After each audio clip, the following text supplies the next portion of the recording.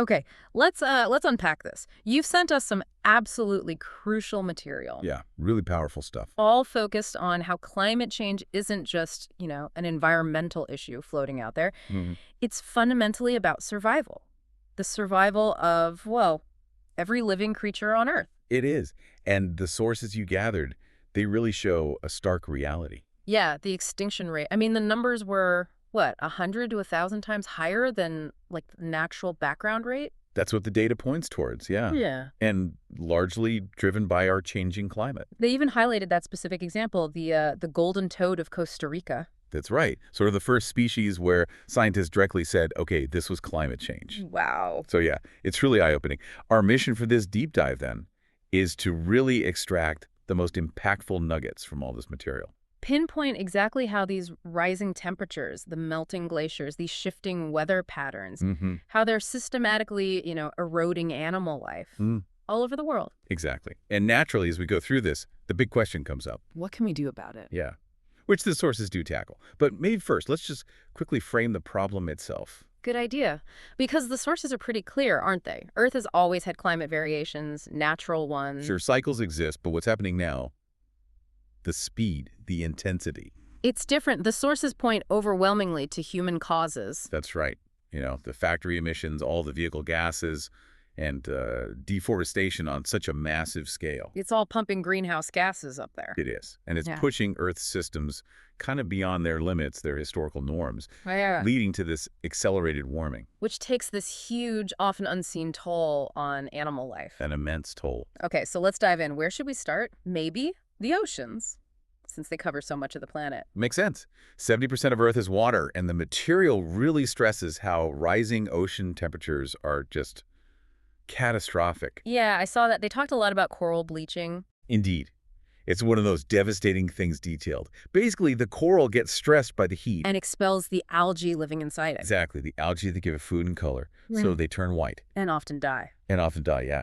The sources really painted a picture of these once vibrant, incredibly biodiverse reefs. Just becoming barren, silent. Essentially, yeah. Yeah. Silent, barren stretches of ocean floor. And that impacts everything, fish populations, coastal protection. Yeah. It's the works. It's a huge ripple effect, makes sense. And it's not just the coral, right? The sources also mentioned penguins and seals. Mm-hmm. They're literally losing their homes. Their vital ice habitats are melting away. God. And then there was that surprising detail about whales and dolphins Yeah. getting disoriented. Yeah. Because of changes in ocean sound. How does that work? Did the sources explain that mechanism? It seems subtle. They did offer some insight. The idea is that warmer water actually changes how sound travels through it. Oh, right. You can alter the speed, the path of sound waves, creating this sort of acoustic fog. So they can't navigate or communicate properly. Or hunt effectively. Yeah. It's disrupting a whole sensory world that's, critical for them, a world we barely perceive. That's deeply unsettling. The ocean challenges are immense. They really are. And tragically, the sources suggest similar crises are happening on land, too. Rising temperatures reshaping forests. Precisely. And in really destructive ways. Like wildfire. Exactly. An alarming increase in how often they happen and how intense they are. Just obliterating huge areas of animal homes. So creatures like tigers, elephants, deer, birds. Countless species, yeah. They're forced to abandon their territories. Which leads to, what, food scarcity? Severe food scarcity, absolutely. And also, something else is happening, a concerning rise in human-wildlife conflict.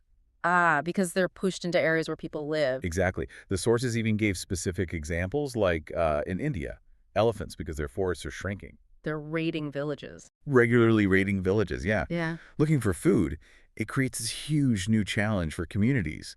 Not just financial, but cultural, too. Wow. It's just this devastating chain reaction. It really is. And, I mean, nowhere does it seem more stark, maybe more heartbreaking than the Arctic. The sources really hit hard on the rapid melting of ice there. Earth's coldest region changing fast. Yeah, that section, it truly highlights the tragedy for polar bears. Their whole lives depend on that ice, right? For hunting seals. Completely. And as those hunting grounds break up, become further apart. They face starvation. Starvation, yeah.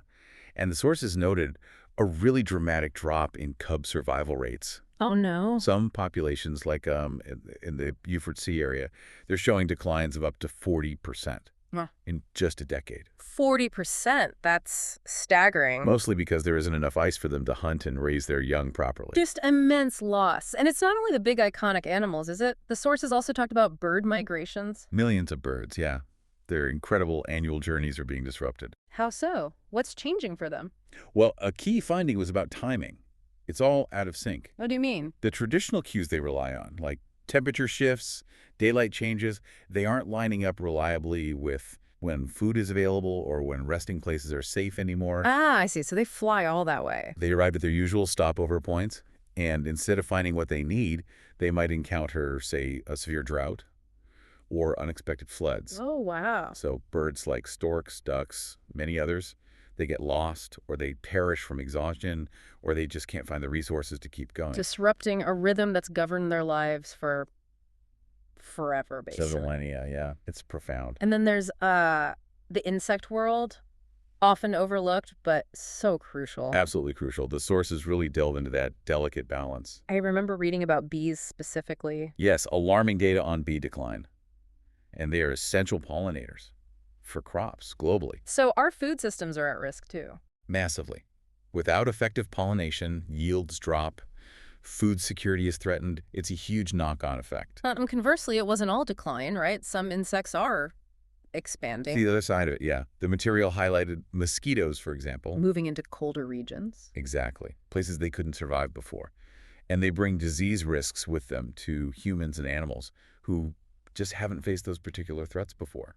So, okay, this is all, well, it's deeply unsettling, isn't it? Yeah. Which brings us back to that question. What can we do? Yeah. What do the sources actually suggest? Practical things for individuals, for communities. They outlined several key actions. Obviously, the big one is reducing carbon emissions, planting more trees. Standard stuff, but important. Critical, but also actively supporting wildlife conservation groups, the ones on the ground doing the work. Makes sense. And making conscious choices in daily life. Avoiding plastic where possible, reducing pollution generally. Small choices add up. And crucially, the sources also talked about pressure, right, on governments. Yes, absolutely. They really underscored the need to push governments to take environmental policy seriously. They drew that really stark line, if animals don't survive. Humans won't either, yeah. That's where it hits home for everyone listening, I think. It's not just out there, it's about us, too. Precisely. The interconnectedness is just undeniable. You can't separate it. But it wasn't all doom and gloom, was it? The material did offer some hope. It did, thankfully. Despite the gravity of it all, there were some encouraging rays of light. Examples where positive change is happening. Yeah, I remember that. Like creating safe zones for elephants in Africa, expanding them. Exactly. And special efforts in Australia to protect koalas, Yeah. especially after those terrible bushfires. Right. And the tiger numbers in India, that was genuinely encouraging news. A measured increase, yeah. Thanks to really dedicated long-term conservation efforts, it shows it can be done. It does. And something else the sources highlighted, which I found particularly inspiring. What was that? The global rise of young environmental activists, raising their voices, demanding action. Yes, that growing movement. It really shows that, together we can make a change. That sense of collective action starting to build. It's a powerful reminder that even small beginnings can lead to big impacts. A new generation is really stepping up. That's true. It's good to remember those points of light. Because the fight against climate change, it's immense, it's complex. Definitely not easy. But these sources make it absolutely clear, don't they? It's necessary. We have to stand up. For our earth, our forests, our animals. Yeah. With a renewed urgency. Yeah. So maybe that leaves us, and everyone listening, with a final thought to chew on, reflecting on all this. What does it truly mean to share a planet? That's a big question. It is. And remember that powerful statement from the sources. Earth belongs to everyone. Not just humans, but to life itself. Yeah. Let that thought maybe just settle in, thinking about this incredible, fragile, completely interconnected web of life that we're all part of. A good place to pause and reflect.